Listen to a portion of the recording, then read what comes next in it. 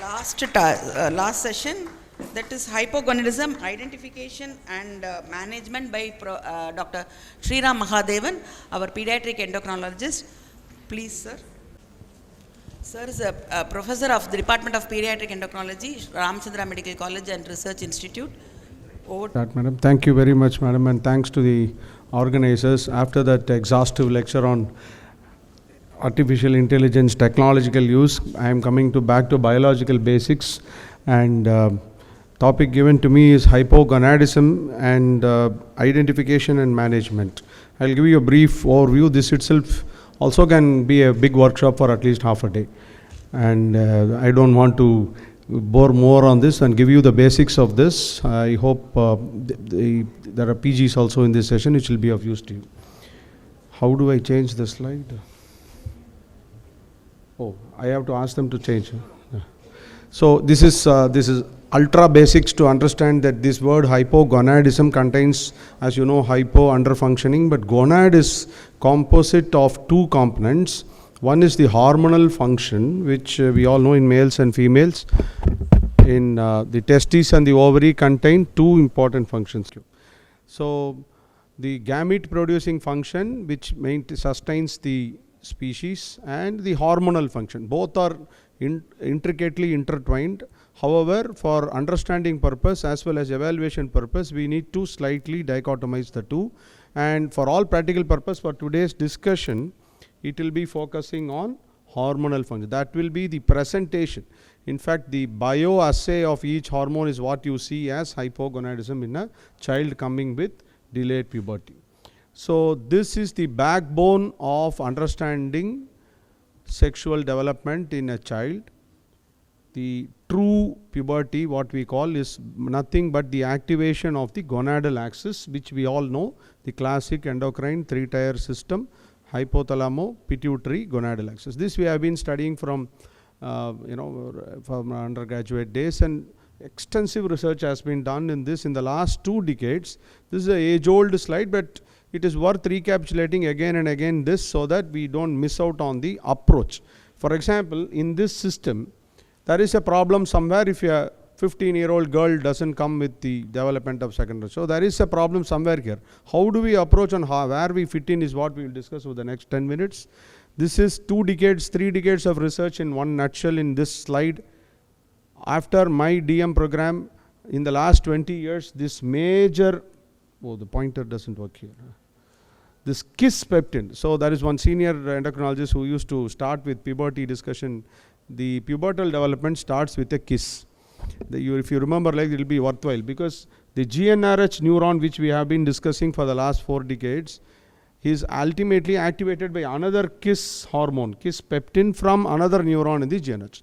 If this has been added, and there has been anti-kiss peptide antibody, kiss peptide analogs, long-acting kiss peptide infusions and all which have come. Maybe in the near future we may get it for various purposes, including stimulation tests. But as of today, this is the understanding that these are under the influence of multiple factors. And before going further, we need to know this axis, which I have been repeating again, is the backbone of puberty. Interestingly, is active in the intrauterine life, right from around 12 to 14 weeks of intrauterine life, which is active for around 6 to 12 weeks after birth, what we call mini puberty.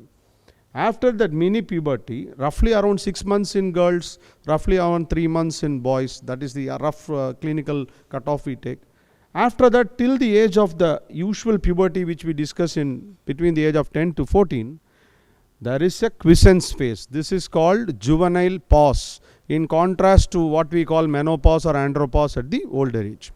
This has to be remembered because you have, as pediatricians, neonatologists or fetal medicine specialists, we have window period to evaluate the gonadal axis of a growing fetus also, a neonate also. But after 6 months and till the age of 12, it's a big no. You can't do many tests. So this is prepubertal, where the axis is always quiescent. What causes the reactivation of this axis to cause the puberty to develop normally is still an enigma. One of the addition is kiss peptide, which I discussed. I hope I am audible without the mic. I am quite loud, I suppose. this could, so will these seconds be subtracted in the overall time? It is also worthwhile for postgraduates, if they are here, to know that the classic multiple choice question approach to, what is the earliest sign of puberty in boys, in girls, will be usually asked. In girls, it is usually answered at an undergraduate level as thelarch. In boys is the testicular enlargement. However, most of the parents do not know when the test is enlarging unless the penile enlargement is what is obvious to an observer. However, we all know that testicular enlargement is first. However, it is intricate and important to note that height growth, the height spurt is actually the first event, which we've noticed is the first event. If necessary, it can be. So a growth spurt in a child entering puberty is because of the sex hormones inducing the growth hormone release further. So going back to this again, see the number of factors. I will not bore you on a Saturday morning reading out all the peptides which are either inhibitory or stimulating to this axis. Most important is the last part there. How do we approach clinically? This axis under the influence of other factors, mainly the body mass index, which is nutrition of the child. As we all know, a critical body mass, especially fat mass, is required for the axis to get activated. That is why leptin also plays a role, which we can lecture upon further. Thyroid also influences this. Optimum amount of cortisol, excess will suppress, deficiency may also suppress. Any other endocrine anomaly like diabetes mellitus, uncontrolled diabetes, or any other systemic disease will suppress. So it is easy for us, if you remember this pathway and all those usual things, and I am not going into the environmental disruptors, which can be, as Madam was saying, another big topic today, lot of conjectural and investigations, including the plastics from where we get androgen blockers, many of the biological items containing estrogenoid materials, soya use, people acting like estrogen. All these are playing a role, but many of them are proved in animal studies, to put in a nutshell, but nothing has been proven in the humans in general, unless you expose them to a strong dose of some estrogen-like material. So how do we approach clinically? The axis is getting affected. Whether any other systemic problem is influencing this, or intrinsically there is a problem in the axis. This is the gross in approach, both historically and in examination, you have to focus this. So during examination, it is worthwhile noting the stage of puberty. This is Tanner staging, age old. Even though we write axillary staging, it is not in the original Tanner staging. A1, A2, A3 is what we usually write, which is no axillary hair, which is a sign of adrenarche, which is adrenal androgen. But however, here you can see the classic estrogen effect on the breast, and that pubarch which you are seeing is nothing but the effect of androgen. So hormonally, if you can see each of this is the effect of testosterone, that is the effect of adrenal androgen, the last one, and this is the breast development. Staging sometimes helps very importantly for us, because if your child has grown up to stage 3 and not proceeding further, you have to definitely look at acquired causes like an arrested puberty due to a hypothalamo-pituitary pathology or some other pathology. It is unlikely to be one of the congenital causes. So a good history will tell us whether a child did not even start, or started going slow, or started but stopping somewhere in between. If this history is got, that will also help us in further investigation. Broadly speaking, only 3-4 causes. So as I mentioned already, either the problem is in the central area, we take hypothalamus and pituitary as a unit, or it is at the problem of the gonads, which we called primary hypogonadism, which is hypergonadotropic, or that there is a delay in puberty. That delay could be intrinsic, which we call constitutional. If it is due to some other systemic illness or hypothyroidism or some other illness, we call it a reversible functional hypogonadotropic hypogonadism. So put it in this broad way. Our whole idea is to see whether the child, this is easily only observed. Very importantly, in a boy, the constitutional delay is more common. Most of our boys, that will be, if at all I put it this way, the commonest diagnosis is in fact CDGP, and that you should approach proactively, not make it after an exclusion. I'm sorry, it's not coming the way it should. Yeah. So these are all some clinical dictums which we follow. Any child not developing, a girl not developing secondary sexual characters even at the age of 13 is really important to evaluate. But having developed, if she doesn't menstruate by 15, you have to evaluate. These are all cutoffs which are clinically used. Important to remember, a girl rarely has constitutional delay. Even though it can happen, you can easily identify a cause in a girl, and very often it is pathological. Lot of series are available for this. In contrast, in a boy, invariably it is CDGB first, and only 20% will have a pathology. So these are all some clues you can always get. As I mentioned, please remember the 3-tier system. Systems which are affecting the central nervous system problem, you have to go towards hypothalamo pituitary, or some things like, etiologically, if you go down on the gonadal problem, including infections or radiation or anything, or in a prototype of a gonadal problem in a girl is Turner, a prototype of gonadal problem in a boy is Klinefelter. Please, these are all not just endocrine discussions. They are very common in the population, especially Klinefelter is as common as 1 in 500 in the population. So, examination, I need not tell the pediatrician crowd that, again, growth chart, this whole conference is about growth and puberty. So, mentioning, plotting on the chart whether the child was growing before can easily differentiate between a hypopituitary child or an isolated hypogonadotropic hypogonadism, where the child will be good in stature. Similarly, nowadays with the enormous increase in prevalence of obesity, you have acanthosis and hirsutism, which can be easily picked up as one of the primary presentation of PCOS. In addition to this, subtle clues, a good examination of the child will give you clues, phenotypic features of Turner, as you can see here, either short fourth, metatarpal, web neck, etc. And in the genital examination, careful look at whether there is estrogenization or any disorders of sexual differentiation.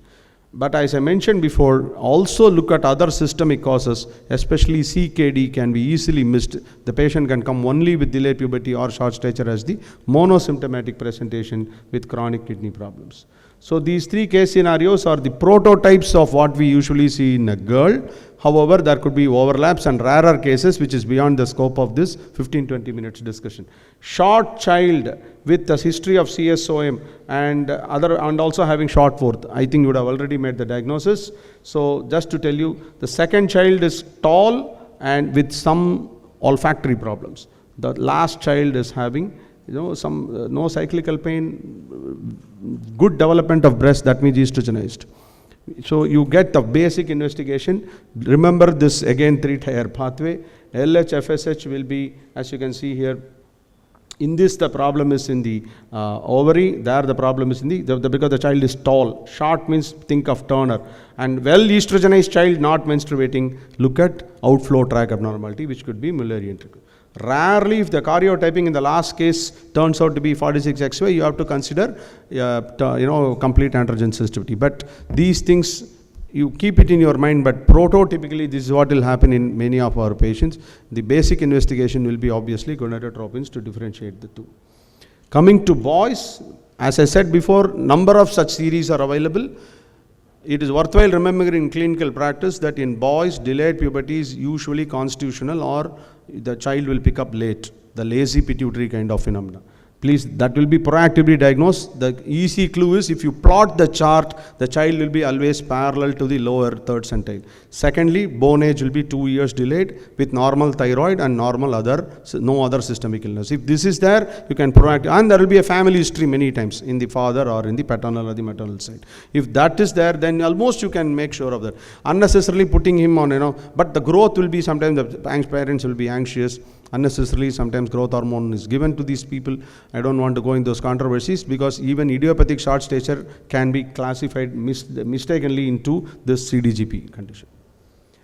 This is not to again know that I know a lot of endocrinology. This is just to tell you that, because one of the headings given was, when can you diagnose this hypogonadism in a child? As I mentioned, this axis is active intrauterine as well as in mini puberty, and there will be subtle clues phenotypically in the childhood, and in the puberty you will have the features. So a child can have any kind of presentation, but not the secondary sexual characters in the prepubertal age. So these are all signs of hypopituitarism: breech presentation, midline defects, presentation of hypoglycemia, neonatal jaundice, hepatitis, a micropenis, undescended testis. All these are clues for a possible hypogonadism in the future in the neonatal period itself. However, it will not be socially correct to discuss too much on hypogonadism in a neonate at that time. This is without even disorders of sexual differentiation, by the way. And in infancy, any child with very small penis or undescended testes which was not looked into. So, and if the child has any neurological issue, nystagmus synchynesia, neurological. So, the child with hypogonadism of a particular etiology can have subtle ways of expressing phenotypically even before the actual age of the secondary puberty, which we see. Next slide. Yeah, so in delayed puberty in boys, look at other histories as I mentioned. Mumps and other histories are, if you can get, that's okay, but torsion, injury, etc. could be a reasonably good history. And in boys, in examination, like in girls I mentioned, buried phallus is a very common problem in today's obese boys who come to us. Sometimes only reassurance is required. Please use the orchidometer. It is possibly one of the very few endocrine instruments we have in clinical practice. So the orchidometer is fortunately now easily available and you can get it. And that is worthwhile documenting the way we are shown here, because follow-up is required in CDGP and other things. So orchidometer is a simple device which can be used. And please look at the phallus properly and look for buried phallus or inconspicuous penis which are under the testis abnormality. Simple examination will be a lot of reassurance to the parents. Basic investigations to rule out systemic conditions, I need not tell general pediatric crowd. The basic hormonal investigations required in addition to thyroid is LH and FSH. In today's ultra-sensitive LH, FSH, even a detectable LH of around 0.3 is more than enough to be reassuring that the axis is getting activated. We need not do elaborate testing. When we were studying, the sensitivity was as high as 5. So I don't even, so today if somebody's LH is 1.1, I can, unless you have a pathology sitting there. So that's why prolactin is also added. So ultimately we may be ending up doing many things, but please do it in a particular order so that you don't miss out. Take your clinical clues and tailor your investigations accordingly. Some of the tests which I've done given below are sometimes not just research but very important clues, like celiac disease in South India very rarely we see, but in North it's a very important systemic disease which can cause even presentations like delayed puberty. So having diagnosed this, where is that? Yeah. Karyotyping, see, I see many times, especially from our gynecological colleagues, I suppose, any amenorrhea they send, see, LH is undetectable, FSH undetectable is hypo. You don't need to do karyotyping there. But primary amenorrhea means karyotyping is not the idea of looking at a patient. So, as I said, the first step is gonadotropins, which gives us the algorithm going towards whether it's a central or a peripheral. Only in the peripheral, that is the primary hypogonadism, you need to do certain other. But unfortunately, many of the primary hypogonadism conditions, either ovarian or testicular, are irreversible. Many of the hypo, which is except for the structural lesions in the pituitary, sometimes are reversible. To the extent we have today certain conditions where even at the age of 22, 23, after treatment with testosterone, the boy recovers from hypo. So reversible causes of hypogonadism is considered as an important clue today. So management principles, once you diagnose from all these, I spent quite a bit of time on basics and once the diagnosis is made, you have to tailor, you have to age appropriately, make the child secondary sexual characters commensurate with the peers. Do it in a way that you don't rapidly do it and make the epiphysis fuse. So always go low on testosterone. These are all by consensus over the last several decades. There is a standard way of giving low dose testosterone, low dose estradiol. Today we have both 17-beta estradiol and estradiol valerate available. Start at the low dose, go slow. Go low, go slow in the first 6 months to 1 year, and you will usually have a reasonably good breast development. Add progesterone only after stage 3 of the breast development or the child has a breakthrough bleeding. These are all common dictums which by a parrot like we will be repeating, but it is worthwhile counseling the parents again and again. Take the help of our psychologists, gynecology colleagues or adolescent physicians if required, so that they are in the same page with us, and follow-up is very important with periodic monitoring. That is the, in the inducing puberty, I think I touched on this. So in summary, as I think I would have probably tried to reassure our listeners today that Most of these conditions with a good history and examination, you can come to reasonable narrowing down of diagnosis. Elaborate testing and with the availability of genetic tests, my humble request is, we have burnt our fingers so many times sending genetic tests in and we get some unknown mutations, variant of unknown significance, we are not sure what's happening. So make your clinical diagnosis impression correctly before going in for elaborate molecular and genetic testing. Thank you very much for your kind attention. I think I saved few minutes for the next one. Sir. Thank you very much. In spite of the mic problem. Thank you. Sir, thank you very much for that very practical talk on delayed puberty, sir. Before the audience get ready with the questions, I have one small question for you, sir. Yeah. Any ideal screening tool to distinguish between CDGP versus hypogonadism at a pediatrician level, sir? This question is asked for the last 4 decades. The answer is no ideal. What is reasonable, practical, available? For example, even LH-FSH is a very important clue, as I just now mentioned. With today's LH, and that too, some people, purists will say, do a pooled sample, etc. That is a will give. Inhibin B is a very important clue, especially in males. AMH I don't do in girls, but these two are very important clues. Elaborate stimulation tests are only for academic centers. So at a pediatrician level, you have done the basic examination, you have ruled out thyroid problem, no other systemic illness. If LH, FSH is detectable, especially LH, not FSH, if it is detectable and that too it is more than 0.3 to 0.6 in a reliable lab, you are almost there that the child is not having hypo. Okay. Assessment of anosmia in puberty, sir. Yeah. Thankfully, I think with our neurology team here, we developed one South Indian smell identification kit based on our thing which is standardized. So if you have such a small, otherwise, we ask questions repeatedly. This is frankly what we do. We have one formal way of testing now developed by our department, so we are using it in the last couple of years. We have done some studies also on that. They have tested it in Parkinson's, by the way. The adult neurologists have done it in Parkinson, and it's supposed to be, in Parkinson, it's supposed to be earliest, one of the early markers, smell abnormalities. So, asking a patient in detail history, you get the clue, but hyposmia cannot be picked up. Anosmia can be picked up if you ask history in detail. And when you order the MRI, please talk to the MRI people who do some extra cut for the olfactory bulb and olfactory pathway also to be seen. This is the simple clue, structural clue we can get. Any other questions from the audience? And you said this oxidometer can be easily procured, sir. In fact, I got it one from, when I tried to purchase it for my PGs, we didn't know it is not available in the, through IAP you can get, or Endocrine Society of India you can get. Okay. Through If I can give my number. This is available now. France, when we were studying, it appeared like it has to be imported. It's not, fortunately, it's not. Okay, now it's sir. available. Thank you very much, sir. Thank you so much for that very scintillating session. Thank you, sir. Thank you, sir, and thank you, ma'am, for being the chairperson for the last 3 sessions. Now is the time for the memento presentation. We request Professor Lakshmi, ma'am, to present the mementos to the faculty for the sessions, last 2 sessions, to Dr. Thirumurugan, sir, and to Dr. Shriraam, sir. And we request Dr. Thirumurugan, sir, to do the honors of presenting the memento to our chairperson, Dr. Lakshmi, ma'am.